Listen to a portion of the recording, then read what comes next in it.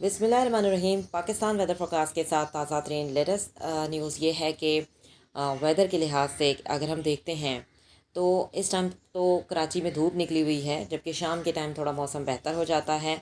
और इस टाइम तो बहुत तेज़ कड़क धूप निकली हुई है और बहुत ज़्यादा गर्मी पड़ रही है। आहिस्ता आहिस्ता इसमें थोड़ी कमी आएगी दर्जाहात में, जैसे कि 15 मई के बाद। और फिर बारिशें शुरू होंगी प्री मानसून, जिससे हमें बारिशें देखने को मिलेंगी मुल्क के मुख्तलिफ़ इलाकों में, सिंध में, पंजाब में, बलूचिस्तान, खैबर पख्तूनख्वा, मुख्तलिफ़ मकामात पर हमें मुख्तलिफ़ शहरों में बारिशें देखने को मिलेंगी। और आहिस्ता आहिस्ता मानसून की बारिशें जो कि मई के आखिर में यानी 31 मई से ये स्टार्ट हो जाएंगी।